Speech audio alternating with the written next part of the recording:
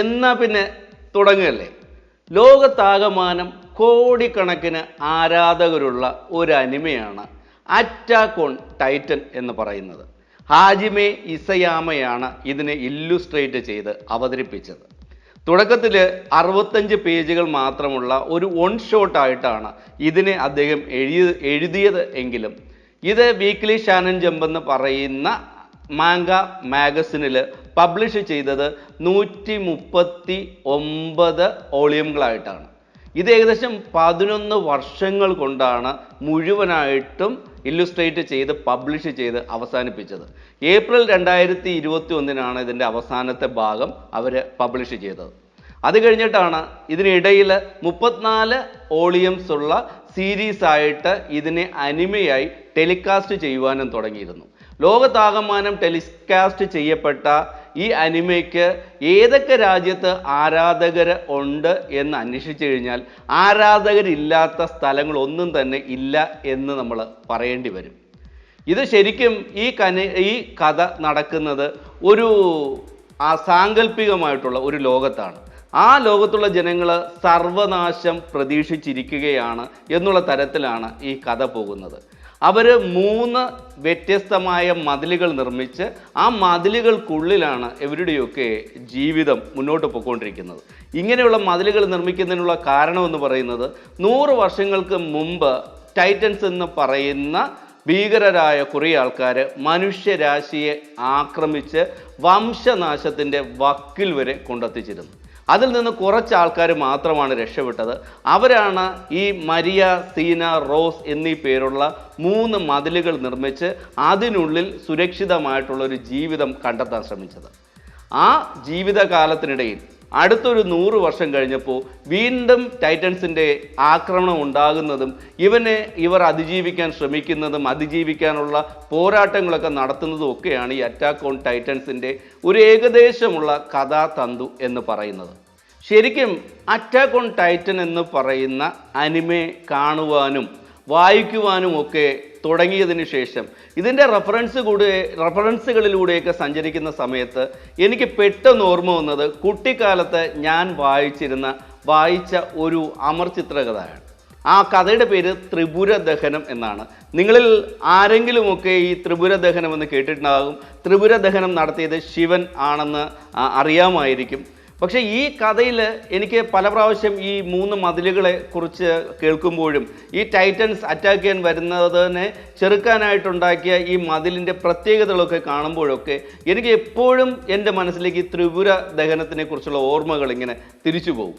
അങ്ങനെ ശരിക്ക് പറഞ്ഞു കഴിഞ്ഞാൽ നമ്മുടെ ഇന്ത്യൻ മിത്തോളജിയും ഇന്ത്യൻ പുരാണങ്ങളുമായിട്ടൊക്കെ ഈ ജാപ്പനീസ് മിത്തോളജിക്കും സംസ്കാരത്തിനുമൊക്കെ വളരെ അടുത്ത ബന്ധങ്ങളുണ്ട് എന്നുള്ളൊരു സൂചകം കൂടിയാണ് ശരിക്ക് ഈ ത്രിപുര ദഹനവും ഈ അറ്റാക്ക് ഓൺ ടൈറ്റൻസിൻ്റെ കഥാഗതിയിലുള്ള പല ഭാഗങ്ങൾ തമ്മിലുള്ള ബന്ധം എന്നൊക്കെ പറഞ്ഞത്. ഈ ത്രിപുര ദഹനം എന്ന് പറയുന്നത് നമുക്കറിയാം, താരകാസുരൻ എന്ന് പറയുന്ന ഒരു അസുരൻ പണ്ട് ഉണ്ടായിരുന്നു അത്രേ. ഈ അസുരൻ ഭയങ്കര അക്രമിയായിരിക്കുകയും അവസാനം ശിവന്റെ മകനായ മുരുകൻ സുബ്രഹ്മണ്യൻ ഈ താരകാസുരനെ വധിക്കുകയും ചെയ്തു. ഈ താരകാസുരന് 3 ആൺമക്കളാണ് ഉണ്ടായിരുന്നത്. ഈ 3 ആൺമക്കൾ ഈ അച്ഛൻ്റെ മരണത്തിന് ശേഷം കൊടും തപസ് ചെയ്യാനായിട്ട് കാട്ടിലേക്ക് പോയി വലിയ തപസ് നടത്തി ബ്രഹ്മാവിനെ പ്രത്യക്ഷപ്പെടുത്തി. ബ്രഹ്മാവിനോട് ഇവർ ഒരൊറ്റ വരം മാത്രമാണ് ചോദിച്ചത്. തങ്ങൾക്ക് ഭരിക്കുവാനും ജീവിക്കുവാനുമായിട്ട് 3 നഗരങ്ങൾ വേണം, ത്രിപുരങ്ങൾ വേണം. ഈ നഗരങ്ങൾ സ്വർണവും വെള്ളിയും ഇരുമ്പും കൊണ്ട് നിർമ്മിച്ചതായിരിക്കണം. ഈ നഗരങ്ങൾക്ക് ഒരേ സമയം തന്നെ സ്വർഗത്തിലും ഭൂമിയിലും പാതാളത്തിലുമൊക്കെ ഇങ്ങനെ സഞ്ചരിച്ചു കൊണ്ടിരിക്കാൻ കഴിയണം. ഇതുകൂടാതെ 1000 വർഷങ്ങൾക്ക് ഒരിക്കൽ മാത്രം ഈ നഗരങ്ങൾ 3 ഒരേ പാതയിൽ അല്ലെങ്കിൽ ഒരേ ദിശയിൽ വരികയും ഒരേ നേർരേഖയിൽ വന്നെത്തി നിൽക്കുന്ന സമയത്ത് ഒരൊറ്റ അസ്ത്രം കൊണ്ട് മാത്രമേ ഈ നഗരങ്ങളെ നശിപ്പിക്കുവാൻ കഴിയാവൂ. അപ്പോഴേ തങ്ങൾക്ക് മരണം ഉണ്ടാകാൻ പാടുള്ളൂ എന്നൊരു വരം ആണ് ഇവർ ബ്രഹ്മാവിനോട് ചോദിച്ചത്. ബ്രഹ്മാവ് അപ്പോഴും തന്നെ വരമൊക്കെ കൊടുത്തവരെ അനുഗ്രഹിച്ചു. ഇവർക്ക് ഈ 3 നഗരങ്ങൾ കിട്ടി. സ്വർണവും വെള്ളിയും ഇരുമ്പും കൊണ്ട് നിർമ്മിച്ച ത്രിപുരങ്ങൾ ഇവർക്ക് സ്വന്തമായി. ഇവർ ഇതിൽ സ്വർഗത്തിലേക്കും ഭൂമിയിലേക്കും പാതാളത്തിലേക്കും ഒക്കെ യാത്ര ചെയ്ത് അവിടെ ഉള്ള ദേവന്മാരെയും മനുഷ്യരെയും എല്ലാവരെയും ആക്രമിച്ച് കീഴടക്കി ഇവിടത്തെ എല്ലാം ഭരണം അവർ സ്വന്തമാക്കി.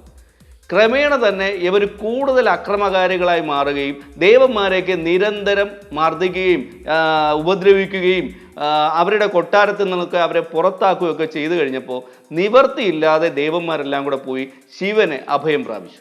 അങ്ങനെ ശിവൻ ഇവരുടെ പരാതികളൊക്കെ കേൾക്കുകയും ഇതിന് പരിഹാരമുണ്ടാക്കാം എന്ന് സമ്മതിക്കുകയും ചെയ്തു. പക്ഷേ ഈ ത്രിപുരങ്ങളെക്കുറിച്ചുള്ള വിശദമായിട്ടുള്ള പരിശോധനയിൽ മനസ്സിലാക്കാൻ കഴിഞ്ഞത് അനായാസമായിട്ട് തകർക്കാൻ കഴിയുന്ന ഒന്നല്ല ത്രിപുരങ്ങൾ എന്നുള്ള വിവരം. ഈ വിവരം മനസ്സിലാക്കിയതോടുകൂടി എല്ലാ ദേവന്മാരും ഒത്തുചേർന്നിട്ട് ഈ ത്രിപുരങ്ങളെ നശിപ്പിക്കുവാൻ വേണ്ടിയിട്ടുള്ള സഹായം ശിവന് ചെയ്യുവാൻ തീരുമാനിച്ചു. അങ്ങനെ ഇതിനെ നശിപ്പിക്കുവാനുള്ള അമ്പായിട്ട് നമ്മുടെ വിഷ്ണുവാണ് മാറിയത്. നമ്മുടെ അസ്ത്രം എന്ന് പറയും അമ്പ്, ആരോ ആയിട്ട് മാറിയത് വിഷ്ണുവാണ്. ഈ ആരോയുടെ തുടക്കത്തിൽ അഗ്നിദേവൻ കയറിയിരിക്കുകയും ഈ ആരോയുടെ ചുവട്ടിൽ വായു ഭഗവാൻ കയറിയിരിക്കുകയും ചെയ്തു എന്ന് പറയുന്നു. കാര്യം ഈ അസ്ത്രം ശിവൻ അയച്ചു കഴിയുമ്പോൾ പരമാവധി വേഗത്തിൽ കൊണ്ടുപോകുന്നതിന് വേണ്ടിയാണ് വായു ഭഗവാൻ ഇതിൻ്റെ അസ്ത്രത്തിൻ്റെ ബാക്ക് ഭാഗത്തായിട്ട് കയറിയിരുന്നത് എന്നാണ് ഈ പുരാണത്തിൽ പറയുന്നത്. ഇതുകൂടാതെ ശിവൻ യുദ്ധത്തിന് പോകുമ്പോൾ അതിനുള്ള തേർത്തട്ടായിട്ട് ഭൂമിദേവി മാറുകയും സൂര്യനും ചന്ദ്രനും ഈ തേരിൻ്റെ ചക്രങ്ങളായിട്ട് മാറുകയും ബ്രഹ്മാവ് ഈ തേരിൻ്റെ തേരാളിയായിട്ട് മാറുകയും ദേവന്മാരെല്ലാം കുതിരകളായിട്ട് മാറി ഈ തേരിനെ വലിച്ചു കൊണ്ട് പോവുകയൊക്കെ ചെയ്തു എന്നാണ് പുരാണത്തിലെ വിശദീകരണം. ശിവൻ ഈ ആയുധങ്ങളൊക്കെ അണിഞ്ഞ് ഈ തേരിൽ കയറി നേരെ ത്രിപുരങ്ങളെ നശിപ്പിക്കാനായിട്ട് യാത്രയാകുന്നു.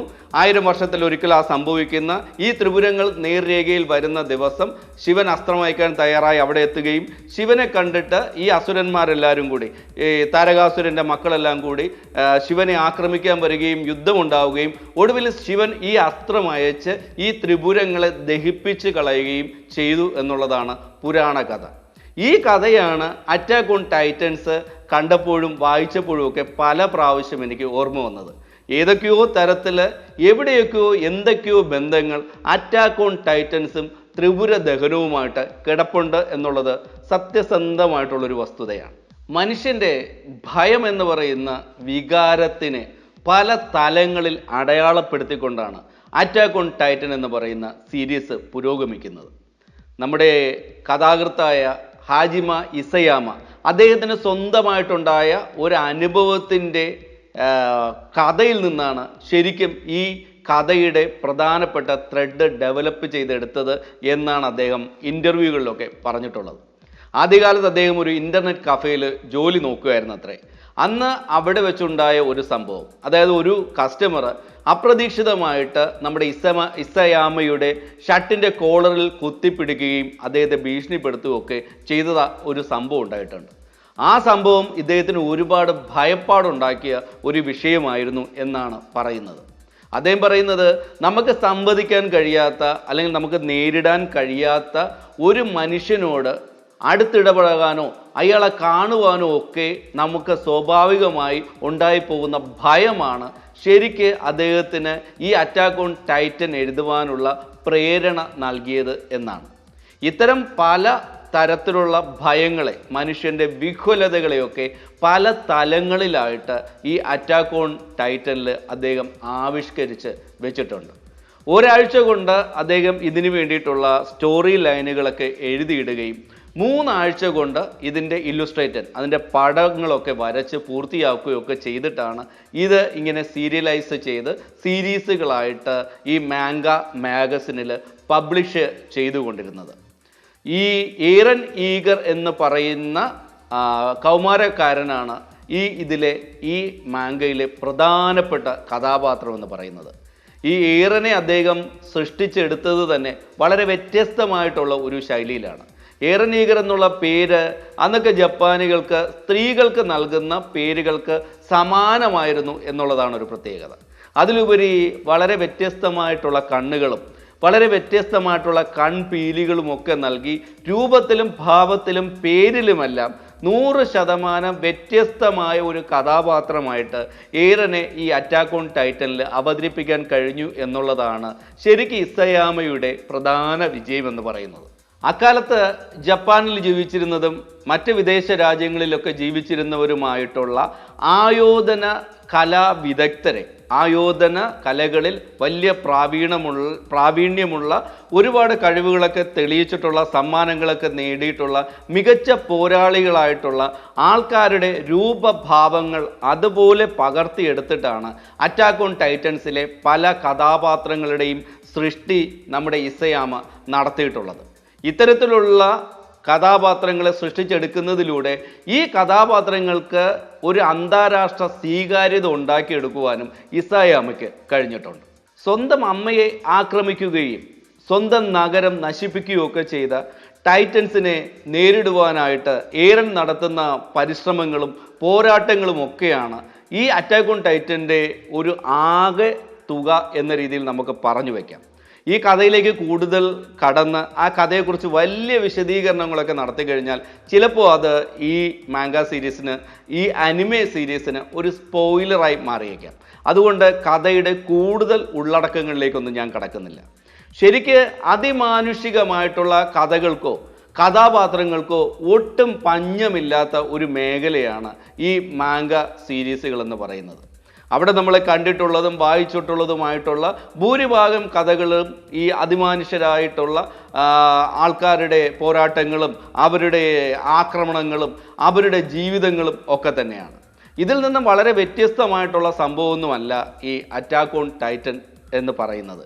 എന്നാൽ അതിലെ കഥാപാത്ര നിർമ്മിതിയിലും കഥാപാത്രങ്ങളുടെ പെരുമാറ്റത്തിലും ഇതിലെ കഥാപാത്രങ്ങളുടെയും കഥാഗതികളുടെയും സഞ്ചാരത്തിലുമൊക്കെ നടത്തിയിട്ടുള്ള സൂക്ഷ്മമായിട്ടുള്ള വിശദീകരണങ്ങളും വളരെ നമുക്ക് ഉദ്യോഗജനകമായിട്ടുള്ള സന്ദർഭങ്ങൾ ഉണ്ടാക്കി തരുന്ന തരത്തിലുള്ള രചനയുമൊക്കെ ശരിക്ക് ഇതിൻ്റെ വിജയത്തിന് പ്രധാന ഘടകങ്ങളായിട്ടുണ്ട്. അതിശക്തരും അതിസാഹസികരും തമ്മിലുള്ള പോരാട്ടം എന്ന് വേണമെങ്കിൽ നമുക്ക് അറ്റാക്ക് ഓൺ ടൈറ്റനെ ഒറ്റ വാക്കിൽ പറയാം.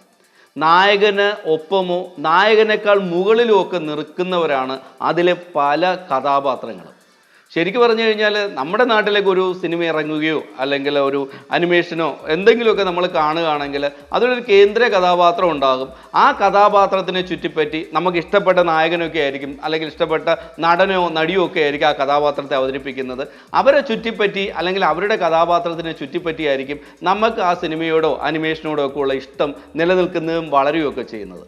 എന്നാൽ അറ്റാക്ക് ഓൺ ടൈറ്റൻ എന്ന് പറയുന്ന ഈ അനിമയുടെ പ്രത്യേകത എന്ന് പറയുന്നത് അതിൽ കേന്ദ്ര കഥാപാത്രമായിട്ട് ഏറൻ യേഗർ ഉണ്ടെങ്കിലും ആ കഥാപാത്രത്തിന് മുകളിൽ നിൽക്കുന്നതോ അല്ലെങ്കിൽ അതിനേക്കാൾ കൂടുതൽ വ്യാപ്തി ഉള്ളതോ ആയിട്ടുള്ള അനവധി കഥാപാത്രങ്ങളെ ഇതിനൊപ്പം തന്നെ അദ്ദേഹം ഇസയാമ സൃഷ്ടിച്ചു വെച്ചിട്ടുണ്ട് എന്നുള്ളതാണ്. ഇത്തരത്തിൽ നിറഞ്ഞു നിൽക്കുന്ന കഥാപാത്രങ്ങളും ആ കഥാപാത്രങ്ങളുടെ വ്യക്തിത്വവും അവർക്ക് ആ അനിമയിൽ കിട്ടിയിട്ടുള്ള സ്പേസുമൊക്കെ തന്നെയാണ് ഈ കൂടുതൽ ആരാധകരെ ഈ അനിമയ്ക്ക് ഉണ്ടാക്കി കൊടുത്തിട്ടുള്ളത്. ആയോധന കലയുടെ മിടുക്കിൽ സാങ്കേതിക മികവ് പുലർത്തുന്ന പോരാട്ടങ്ങളാണ് അറ്റാക്ക് ഓൺ ടൈറ്റന് ഇത്രയും വലിയ വിജയം സമ്മാനിച്ചത്. ശരിക്കും അറ്റാക്ക് ഓൺ ടൈറ്റൻ ഈ അനിമകളിൽ ആധുനികനാണ് എന്ന് വേണമെങ്കിൽ പറയാം.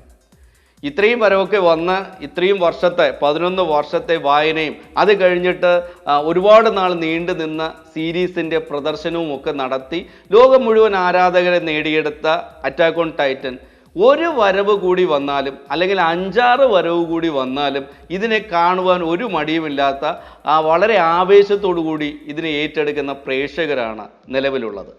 ലോകം മുഴുവൻ തന്നെ അറ്റാക്ക് ഓൺ ടൈറ്റന് ആരാധകരുണ്ട്. അറ്റാക്ക് ഓൺ ടൈറ്റൻ എന്നൊരു വാക്ക് ചുമ്മാ റോഡിലിറങ്ങി പറഞ്ഞാലും ഒരു 2 പേരെങ്കിലും തിരിഞ്ഞു നോക്കുമെന്നുള്ളതാണ് ശരിക്കുമുള്ള വസ്തുത.